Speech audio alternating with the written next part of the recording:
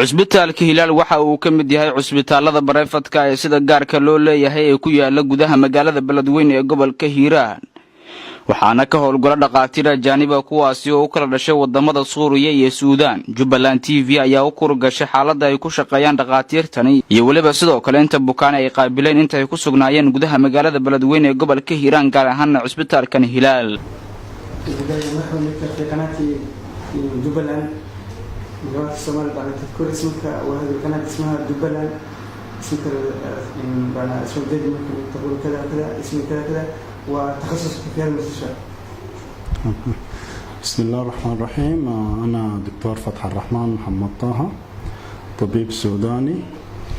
الحمد لله أول حاجة طبعا تخصصي أخصائي نساء. magacaygu waa Dr. Fatح الرحمن محمد طه oo ah dhakhtar Suudiyaan ah kuna takhasusay cudurrada haweenka jooga Beledweyne muddo dhan 2 bilood. waxaan qaabilnay bukaano badan una badan dhalmada. hadda waxaan fuliyay ilaa iyo 5 qaliin oo dhalmada ah. ilaahay fadligiis iyo awoodiisna waan ku guuleystay. waxaan isku dayaynaa in aan u sameeyno bukaanada ilaala aad u fiican. الحمد لله بفضله قمنا بإجراء عدد 5 من العمليات القيصرية وكلها كانت بفضل الله يعني خرجوا من المستشفى في تم الصحة وإن شاء الله يعني بنقدم أقصى رعاية لكل المرضى اللي يجونا في مجالنا بإذنه تعالى. هل تواجدكم مشاكل وعقبات مدة تواجدكم في هذا المستشفى؟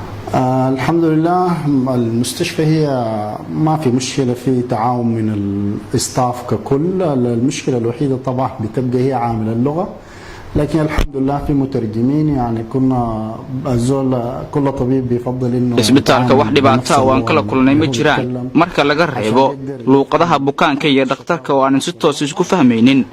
dhakhtar kastana waxa uu jecel yahay in bukaanka si toos cuduradiisa uu sheegto.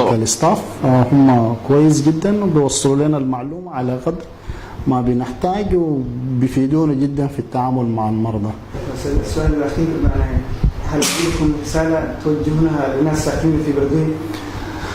كثير من الرسائل الموجهة لكل النساء الحوامل في منطقة بلدوين يعني أبسط الأشياء نحن بنطلب منهم إنه أي مرأة في فترة الحمل أقل شيء تتابع حتى لو ما waxaan kula talinayaa haweenka uurka leh inay isticmaalaan kaniiniga feerada iyo fitamiinada uurka la xiriira.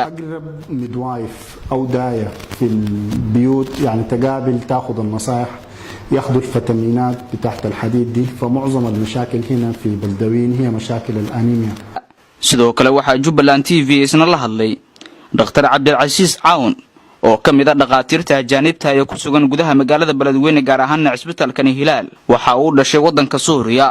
waxa uu ka hadlayaa cusbitaalkani waxa uu qaabilsan yahay. مرحبا في قناة جبلان أستاذ الكريم. شكرا جزيلا شكرا جزيلا وأهلا بكم في مشفى هلال في مدينة بلدوين.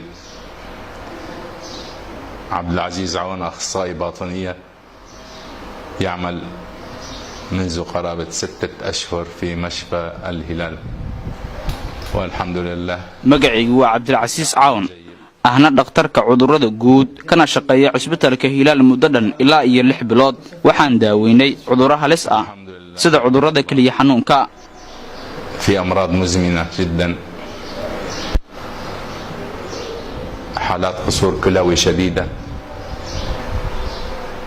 ما في أماكن هنا لغسيل كلية الهيمودياليز. الحمد لله دخلناهم هنا المشفى وبعون الله.